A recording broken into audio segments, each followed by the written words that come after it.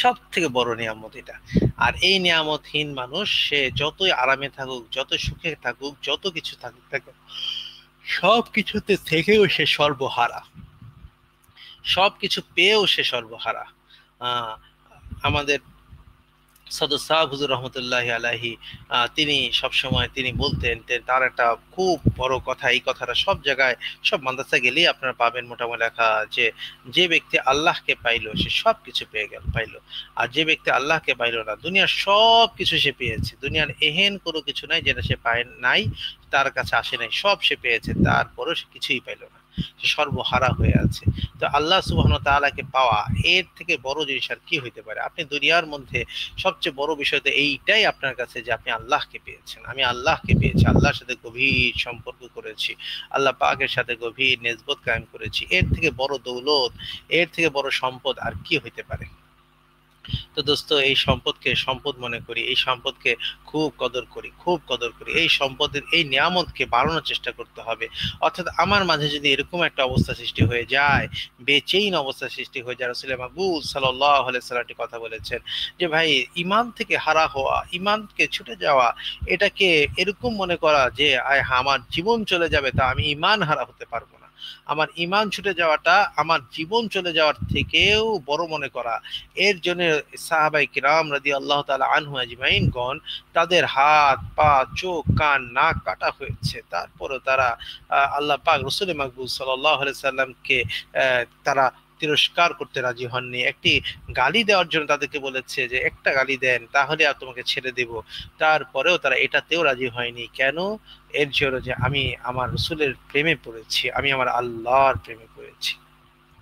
এটা এমন এক এশক, এটা এমন এক মহব্বত, যেই মহব্বত দুনিয়ার সব কিছুকে ছুটিয়ে নিতে পারে, কিন্তু এই মহব্বত গভীরতা এত বেশি, যেটা আর সব জীবন চলে যাবে তাও এই মহব্বতের জন্য ছাড়া যাবে না।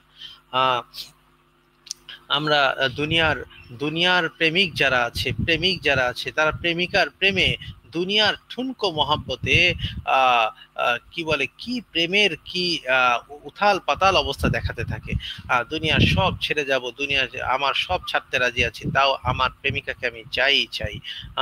তো এরকম একটা অবস্থা দুনিয়ার জন্য করতে থাকে। তো আল্লাহ পাকের জন্য, আল্লাহ সুবহানাহু ওয়া তাআলার জন্য আমাদের প্রেম, আমাদের ভালোবাসা কতটা গভীর থাকা দরকার, কতটা মজবুত থাকা দরকার, এটা একটিবার চিন্তা করা দরকার। আর মনে রাখা দরকার, ওই জান্নাতে তো সবাই ঠিক আছে পাবে জান্নাত, অনেকেই জান্নাত যারা পাওয়ার তো তারা পাবে ইনশাআল্লাহ। তো জান্নাত পাওয়ার মধ্যেও, জান্নাতের পরেও একটা বড় সম্পদ হলো মহান আরশের মালিক আল্লাহ জাল্লা শানহুকে দেখা। এটা সবচেয়ে বড় পাওয়া। এই পাওয়া কে পাবে? এই পাওয়া তো সেই পাবে যে ব্যক্তি আল্লাহ পাকের সাথে গভীর নিসবত কায়েম করেছে, গভীর সম্পর্ক কায়েম করেছে, আল্লাহ সুবহানাহু ওয়া তাআলার প্রেমে যে হাবুডুবু খাচ্ছে, সেই ব্যক্তি শুধুমাত্র এই এই এত বড় নিয়ামত অর্জন করতে পারবে। সেই খালি বলতে পারবে তখন গলা উঁচু করে, আয় মাওলাই করিম, আমি তো আপনাকেই চাই, আমি এই নাজ নিয়ামত দিয়ে কি করব? এই জান্নাতের নাজ নিয়ামত, হ্যাঁ জান্নাতের নাজ নিয়ামত চাওয়া, এটা অনেক গুরুত্বপূর্ণ, এটাও একটা ইবাদত। অর্থাৎ এরকম না যে আমি নাজ নিয়ামত চাচ্ছি না, না তা না, আমি জান্নাতকে চাই না, জান্নাত চাই না, এটা নয়। তবে তার থেকেও বড় একটা নিয়ামত হলো আরশের মালিক আল্লাহ জাল্লা শানহুকে ভালোবাসা, আল্লাহ জাল্লা শানহুর সাথে প্রেমের সম্পর্ক করা, আল্লাহ জাল্লা শানহুর সাথে গভীর নেসবত কায়েম করা। এটার মতো বড় দৌলত দুনিয়াতে আর কিছু নেই। দুনিয়া কি, যে ব্যক্তি এই দৌলত অর্জন করেছে সে সবচেয়ে বড় দৌলত অর্জন করেছে। আহ যে এই দৌলত অর্জন করতে পারে নাই, হ্যাঁ এরকম আমরা মাওলানা তো অনেক আছে, মাওলানা তো অনেক আছে, কিন্তু মাওলার আশেক কয়জন আছে?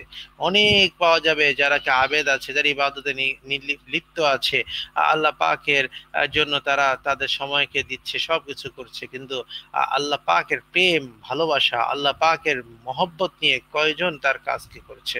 হ্যাঁ, যত ভয় আছে সব কিছু আছে, আল্লাহ জাহান্নামের ভয়, সব ঠিক আছে, কিন্তু সব কিছুর ভয়ের উপরেও একটা বিষয় হলো, সেটা হলো মহান রবে ভালোবাসা, এশক আর মহব্বত।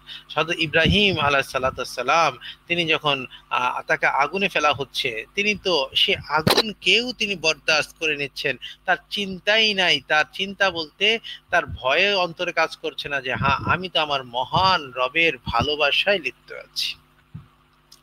হযরত দাউদ আলাইহিস সালাম সারা শরীর তার পোকা খেয়ে ফেলেছে, সারা শরীর তার পোকা খাচ্ছে, কিন্তু তিনি এক আল্লাহ পাকের প্রেমে এই পরিমাণ নিমগ্ন যে সারা শরীর পোকা শেষ করে দিচ্ছে, সব শেষ করে দেওয়ার পরেও তার মাঝে বিন্দু মাত্র বিচলতা নাই, চিন্তা নাই, সেই চিন্তায় পড়ছে না হায় কি হচ্ছে। এটাই হলো প্রেম, এটাই হলো ইশক, এটাই হলো মহব্বত। আর আজকে আমাদের মহব্বতের অবস্থা তো কোথায়, কোথায় আমাদের মহব্বত? হ্যাঁ, সাহাবাই কেরাম রাদিয়াল্লাহু তাআলা আনহু আজমাইনগণ যখন তারা নামাজে দাঁড়াইতেন তো সব ভুলে যাইতেন, এক আল্লাহর কাছে দাঁড়িয়েছি, এক আল্লাহর দিকে সামনে দাঁড়িয়েছি, আর কোনো চিন্তা নাই। তো তখন তাদের পায়ের থেকে তীর বের করেছে, এটা আমরা সবাই জানি, সবাই এই কাহিনী জানি যে আহ, এই তীর টেনে বের করেছে, তিনি খবরই নেই তার এই ব্যাপারে যে তার কখন তীর বের করেছে, কেন? তার তিনি তো মহান রবের মহব্বতে তিনি পড়ে গেছেন। তো সেই আল্লাহ পাকের মহব্বত অর্জন করা চাই, সে আল্লাহ পাকের প্রেম, সে আল্লাহ পাকের গভীর প্রেম অর্জন করার জন্য আমাদের চেষ্টা করা চাই। দুনিয়ার সব কিছু পাবো, কিন্তু এক মাওলার এশক আর মহব্বতকে বড় করে অন্তরের মাঝে এটাকেই জায়গা দেওয়ার চেষ্টা করি, এটাই আমার সব কিছু, আর অন্য যা কিছু আছে ওগুলি আমার কিছু না, এই কথা চিন্তা করে ইনশাআল্লাহ আমরা আগানোর চেষ্টা করব। এর জন্য আমাদেরকে বিভিন্ন প্রথম দিকে একজন যিনি আবেদ আছেন, যিনি মাওলার আশেক আছেন, যিনি মাওলার এশক আর মহব্বতে পড়তে চান, তার জন্য প্রথম কাজই হইল যে এই কাজগুলিকে আঞ্জাম দেওয়া। অর্থাৎ তার জন্য প্রথম কাজ হইল যে সে এই প্রথমে মৃত্যুর মুরাকাবা করবে, প্রথমে জিকির করবে, শগল করবে, আল্লাহ পাকের দিকে ধাবিত হওয়ার চেষ্টা করে মালাকা ইয়াদ্দাস, এরপর অর্জন হয়ে যাবে। যখন অর্জন হয়ে যাবে তখন তার মাঝে আর অন্য কিছু লাগবে না, তখন একাই তার মুখ দিয়ে বের হয়ে আসবে মহান রবের এশক আর মহব্বতের কথা। বোঝা গেছে দোস্ত? তো আল্লাহ পাকের এশক আর মহব্বতের কথা তখনই বের হবে যখন আমি আল্লাহ পাকের জন্য আমার দিলকে সাফ করে পবিত্র করে এক আল্লাহর দিকে ধাবিত হব। কিন্তু তার প্রথম কার্যক্রমই হলো জিকির, শগল করা। যারা আলেম হয়ে গেছি, যারা এখন আমরা কাজে ফারেগ হয়েছি, তাদের জন্য এটা জরুরি হইলো কিছু সময় জিকিরে অতিবাহিত করা, মহান আরশের মালিক আল্লাহ জাল্লা শানুর দিকে জিকিরে অতিবাহিত করা, মৃত্যুর মুরাকাবা করা। হ্যাঁ, এরপর গত মজলিসে আমরা শিখিয়েছিলাম একটি দোয়া, এই দোয়াটা বারবার পড়তে থাকা।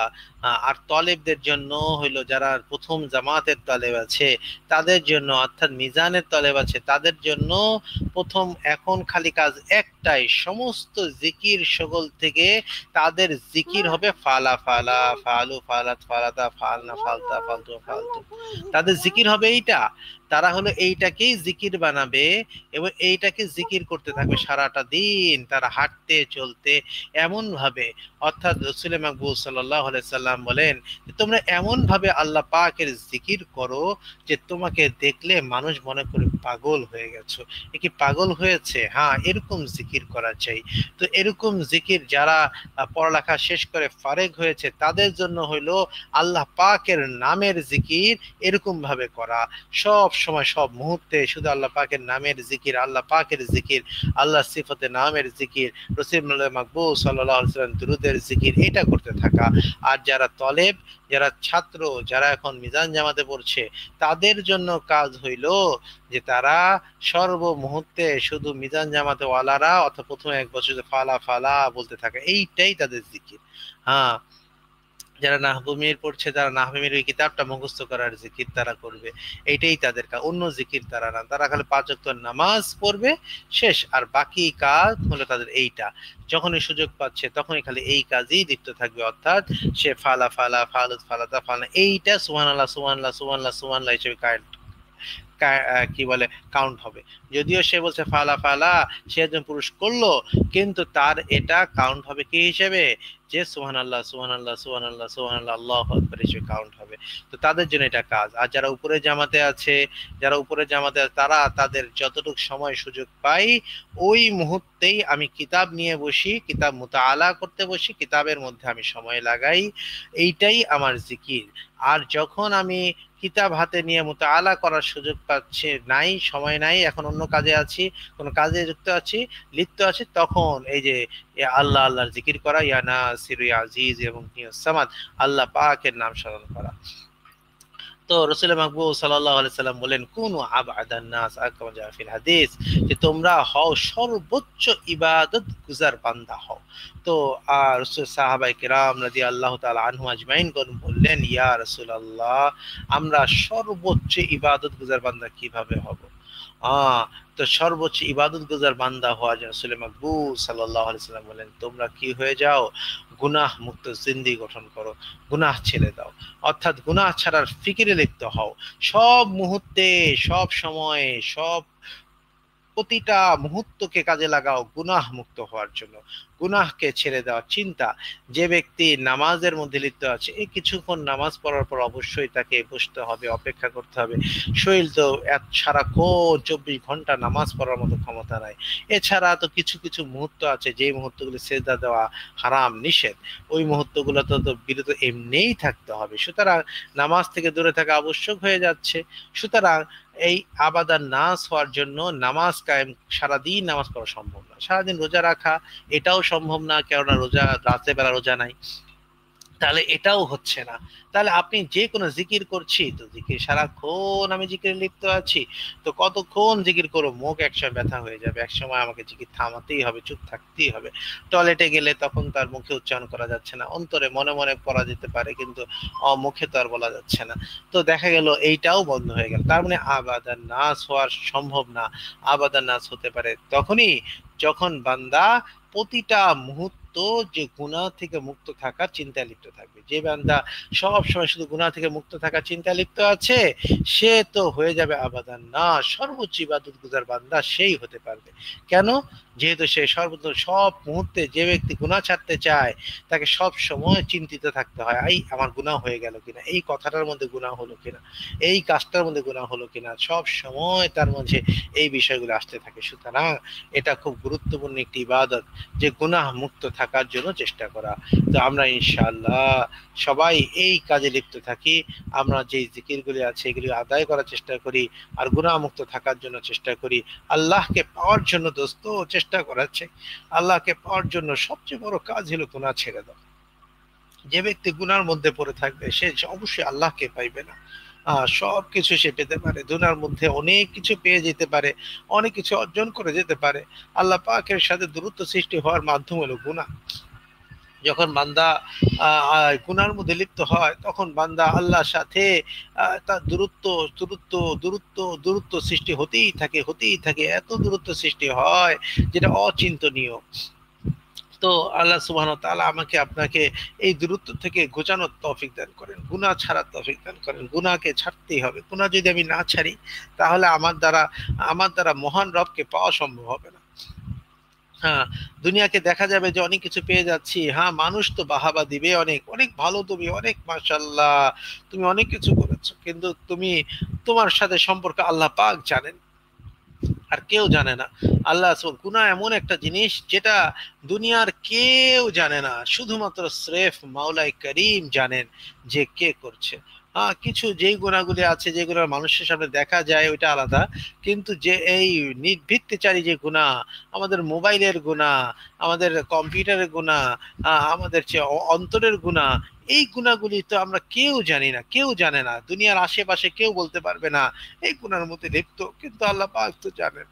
আল্লাহ পাক জানেন, তিনি তো দেখছেন যে হায় হায় বান্দা আমার এই গুনার মধ্যে লিপ্ত আছে, হায় হায় বান্দা আমার এর মধ্যে আছে, হায় হায়, এইটা ওই গুনাই তাকে আস্তে আস্তে দূরত্ব দূরত্ব করতে করতে এক সময় অনেক দূরে নিয়ে যাবে। তো দোস্ত, এর জন্য গুনাহগুলিকে চিহ্নিত করি, গুনাহগুলিকে ছাড়ার চেষ্টা করি, কোনোভাবে আমার দ্বারা গুনাহ না হয়ে যায়। হ্যাঁ, গুনাহ হইতেই পারে, গুনাহ হয়ে গেল তো তৎক্ষণাৎ আল্লাহ পাকের কাছে কান্নাকাটি করি, আল্লাহর কাছে বলি, আল্লাহ আমাকে মাফ করে দেন, আল্লাহ আমাকে মাফ করে দেন, আল্লাহ আমাকে মাফ করে দেন, আপনার হওয়ার তৌফিক দান করেন। আমি দুনিয়ার মধ্যে অনেক কিছু হয়েছে, সবকিছু আমি এগুলো চাই না, আমি আপনাকে চাই। আল্লাহর কাছে বলে আল্লাহর কাছ থেকে এই পানাহ নিয়ে নেওয়া চাই। এরকম যেন না হয় যে আমি গুনাহ করেছি, কিন্তু তারপরে আমার এই গুনাহগুলো আমার মধ্যে রয়ে গেছে, আমি মাপ চাইনি। আমার শাইখে সানি হযরত মাওলানা মুফতি নুরুল আমিন হাফিজাহুল্লাহ হযরত একটা কথা বলেন যে ভাই, মিনিটে মিনিটে গুনাহ তো সেকেন্ডে সেকেন্ডে তওবা হওয়া চাই। যদি আমার গুনাহ হয়ে যাচ্ছে তো তওবা হওয়া চাই, খুব তওবা করা চাই।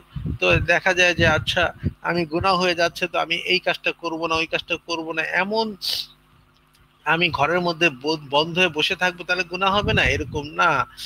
গুনাহ, রাস্তায় গাড়ি চলাচল এখন অনেক বেড়েছে, আগে কম ছিল, এখন অনেক বেড়েছে। তাই বলে কি গাড়িওয়ালারা কি রাস্তায় বসে থাকে যে না আমি গাড়ি রাস্তায় বের করব না, গাড়ি অনেক বেশি হয়েছে তাই আমার এখানে অ্যাক্সিডেন্ট হতে পারে? তা না। ঠিক তেমনই দোস্ত, আমার আপনার জন্য সেম একই জিনিস, যে আমার গুনাহ হয়ে যাচ্ছে, গুনাহ হয়ে যাবে, আর গুনার পরিবেশ আমাকে এখানে যদি ধরে ফেলে, তৎক্ষণাৎ আল্লাহর কাছে আমরা গুনাহ মাপের জন্য খুব পানাহ চাই, খুব কান্নাকাটি করি, খুব ক্রন্দন করি। আর কান্নাকাটি করার একটা শগল তৈরি করি। এই শগল করা খুব জরুরি। হ্যাঁ, বান্দা তো মাওলার সাথে সম্পর্ক হবে, ক্রন্দনের সম্পর্ক আল্লাহর সাথে এশক আর মহব্বতে হয়ে প্রদর্শন করবে, এমন ভাবে করবে যে আল্লাহ সুবহানাহু ওয়া তাআলা বান্দার দিকে দৃষ্টি দিতে বাধ্য হবে। এমন ভাবে আল্লাহর সাথে সম্পর্ক করো, এমন ভাবে সম্পর্ক করো, আল্লাহ পাক যেন তোমার চিন্তায় সর্বক্ষণ নিজেই লিপ্ত থাকেন। হায় আমার পাগল দেখো কেমন করে আছে, কি করছে আমার জন্য, আমাকে পাওয়ার জন্য কেমন ছটফট করছে, আল্লাহ আমার পাগল কেমন করে। আল্লাহ পাকের এই পাগল হওয়া চাই, দেওয়ানা হওয়া চাই, দেওয়ানা হওয়া চাই। দেওয়ানা হওয়ার জন্য চেষ্টা করি, নিজেকে দেওয়ানা বানাই, মাওলা পাকের দেওয়ানা বানাই।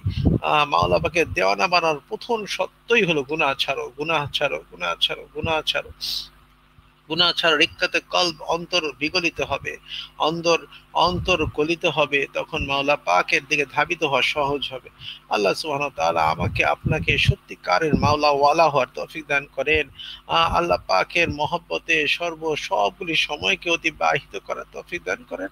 আল্লাহর জন্য হওয়ার তৌফিক দান করেন। আমাদের অন্তরের মধ্যে আকাঙ্ক্ষা সৃষ্টি করে দেন, আমরা আল্লাহকে পাওয়ার জন্য সব সময় যেন লিপ্ত থাকতে পারি, আল্লাহকে পাওয়ার জন্য লিপ্ত থাকতে পারি, সেই আকাঙ্ক্ষা আমাদের অন্তরে সৃষ্টি হয়ে যায়। এটা যেন আল্লাহ পাক আমাকে আপনি দিয়ে দেন, আল্লাহ পাক আমাকে আপনি কবুল করেন, মকবুল করেন।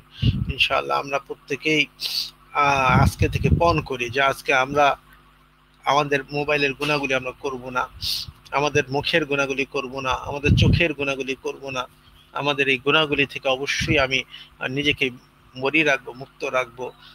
আর আল্লাহ পানে ছুটবো যেভাবেই হোক, আল্লাহকে পাওয়ার জন্য, আল্লাহকে পাওয়ার জন্য, এক আল্লাহকে পাওয়ার জন্য আমি ছুটতেই থাকবো, এক আল্লাহকে পাওয়ার জন্য আমি ছুটতে থাকবো, আমি চেষ্টা করতে থাকবো ইনশাআল্লাহ। আল্লাহ সুবহানাহু ওয়া তাআলা কবুল মকবুল করে নেন আমাদের সকলকে। আমরা অল্প সময় জিকির করি, এর দোয়া করে যাবো ইনশাআল্লাহ। সুবহানাল্লাহ, সুবহানাল্লাহ, সুবহানাল্লাহ, আলহামদুলিল্লাহ, আলহামদুলিল্লাহ, আলহামদুলিল্লাহ, আল্লাহু আকবার, আল্লাহু আকবার, আল্লাহু আকবার, আস্তাগফিরুল্লাহ, আস্তাগফিরুল্লাহ, আস্তাগফিরুল্লাহ রাব্বি মিন কুল্লি যামবিন আতুবু ইলাইহি ওয়া লা হাওলা ওয়া লা কুওয়াতা ইল্লা বিল্লাহ। আল্লাহুম্মা সাল্লি আলা মুহাম্মাদ, اللهم صل على محمد، اللهم صل على محمد، اللهم صل على محمد النبي الأمي وعلى آله وسلم تسليما. لا إله إلا الله، لا إله إلا الله، لا إله إلا الله، لا إله إلا الله، لا إله إلا الله، لا إله إلا الله، محمد رسول الله صلى الله تعالى عليه وسلم. الله جل جلاله وتعالى شانه. الله الله الله الله الله الله سيدنا محمد رسول الله صلى الله تعالى عليه وسلم. سبحان الله، سبحان الله، سبحان الله، الحمد لله، الحمد لله، الحمد لله، الله أكبر، الله أكبر، الله أكبر. استغفر الله، استغفر الله، استغفر الله ربي من كل ذنب أتوب إليه ولا حول ولا قوة إلا بالله. اللهم صل على محمد، اللهم صل على محمد، اللهم صل على محمد النبي الأمي وعلى آله وسلم تسليما. الحمد لله رب العالمين والصلاة والسلام على سيد المرسلين. ربنا آتنا في الدنيا حسنة وفي الآخرة حسنة وقنا عذاب النار. ربنا لا تزغ قلوبنا بعد إذ هديتنا وهب لنا من لدنك رحمة إنك أنت الوهاب. يا حي يا قيوم برحمتك استغيث. يا حي يا قيوم برحمتك استغيث. আল্লাহ আমাদেরকে মাফ করে দেন। রব্বির হামহুমা কামা রাব্বায়ানি সগীরা। রব্বির হামহুমা কামা রাব্বায়ানি সগীরা। আল্লাহ আমাদের পিতামাতাকে মাফ করে দেন। আল্লাহ আমাদের পিতামাতাকে আল্লাহ মহান করেন। ইয়া আল্লাহ, আল্লাহ আমাদের পিতামাতা যারা মারা গেছেন তাদের কবরের আযাবগুলিকে মাফ করে দেন। আল্লাহ মাফ করে দেন। আমাদের পিতামাতা যারা জীবিত আছে তাদের নেক হায়াত দারাজ করেন, সুস্থতার হায়াত দারাজ করেন। আল্লাহ সুস্থতার হায়াত দারাজ করেন। আল্লাহ সুস্থতার হায়াত দারাজ করেন। আমাদেরকে খেদমত করার তৌফিক দান করেন। আল্লাহ আমাদের পিতামাতার খেদমত করার তৌফিক দান করেন। আল্লাহ পিতামাতার খেদমত করার তৌফিক দান করেন। আল্লাহ পিতামাতার পায়ের নিচে সন্তানের বেহেশত, আল্লাহ পিতামাতার খেদমত করে বেহেশত কামাই করে নেওয়ার তৌফিক দান করেন।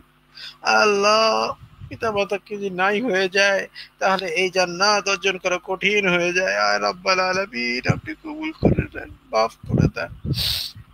আল্লাহ আমাদেরকে সবাইকে গুনাহমুক্ত হওয়ার তৌফিক দান করেন। আল্লাহ আমরা গুনাহ ছাড়তে চাই, আপনার সাথে গভীর সম্পর্ক করতে চাই। আল্লাহ আমরা আপনার কাছে আপনাকে চাই। আল্লাহ, আল্লাহ प्यासा चाहे जैसे अब सबको तेरे प्यास में उसको भी बरकर हो। আল্লাহ পিপাসার্ত মানুষ যখন তৃষ্ণায় বুক ফেটে যাওয়া অবস্থা হয় তখন পানির পিপাসা ছটফট করতে থাকে। তা আপনার পিপাসা আল্লাহ আমাদের এর থেকে বড় করে দেন। আল্লাহ আপনার পিপাসা আমাদের অন্তরে এর থেকে বড় করে দেন। আল্লাহ আমাদের এত পিপাসা দেন আপনাকে পাওয়ার। আল্লাহ আমরা এই দুনিয়ার সমস্ত কিছুকে ভুলে যেতে পারি, এক আপনার এশক আর মহব্বতেই ডুবে থাকতে পারি। আয় রব্বাল আলামিন, আপনি আমাদের মকবুল করেন। আয় রব্বাল আলামিন, আপনি আমাদের কবুল করেন। আয় রব্বাল আলামিন, আপনি আমাদেরকে আপনার বানিয়ে নেন। আল্লাহ আপনি আমাদেরকে আপনার বানিয়ে নেন। আল্লাহ কবুল করেন, আল্লাহ মকবুল করেন। আল্লাহ মাদ্রাসা থেকে কবুল করে নেন। আল্লাহ মাদ্রাসা যত প্রয়োজন আছে আপনি গায়েবী খাজানা থেকে পুরো করে দেন। আল্লাহ মাদ্রাসা যত প্রয়োজন আছে আপনি গায়েবী খাজানা থেকে পুরো করে দেন। ইয়া আল্লাহ সকল তলেবদেরকে কবুল করেন। আল্লাহ ওয়ালা আলেমে রাব্বানি হওয়ার তৌফিক দান করেন। ইয়া আল্লাহ আমাদের সকল তলেবদেরকে আলেমে রাব্বানি হওয়ার তৌফিক দান করেন। আল্লাহ যারা ফারেক হয়েছে আল্লাহ সকলকে মকবুল করে নেন, কবুল করে নেন। সকলকে আল্লাহ মহান উঁচু করে নেন। আল্লাহ প্রত্যেকের খেদমত আল্লাহ আঞ্জাম দেওয়ার তৌফিক দান করেন। আপনার এশক আর মহব্বতের খেদমত আঞ্জাম দেওয়ার তৌফিক দান করেন। আল্লাহ যা যত সমস্যা আছে সব সমস্যা থেকে সবার সমস্যাকে দূর করে দেন, কবুল করেন, মকবুল করেন। আমিন আমিন বিরহমাতিকা ইয়া আরহামার রাহিমিন। আল্লাহ মাফ করে দেন, আল্লাহ মাফ করে দেন, আল্লাহ মাফ করে দেন, আল্লাহ মাফ করে দেন। ঠিক আছে ভাই, সবাই আমরা মজলিসে দোয়া পড়ি। সুবহানাল্লাহি ওয়া বিহামদিহি, সুবহানাকাল্লাহুম্মা বিহামদিকা আশহাদু আল্লা ইলাহা ইল্লা আনতা আস্তাগফিরুকা ওয়া আতুবু ইলাইক। ওয়ালা হাওলা ওয়ালা কুওয়াতা ইল্লা বিল্লাহ। আসসালামু আলাইকুম ওয়া রাহমাতুল্লাহি ওয়া বারাকাতুহু। وعليكم السلام ورحمة الله وبركاته. وعليكم السلام. وعليكم السلام ورحمة الله.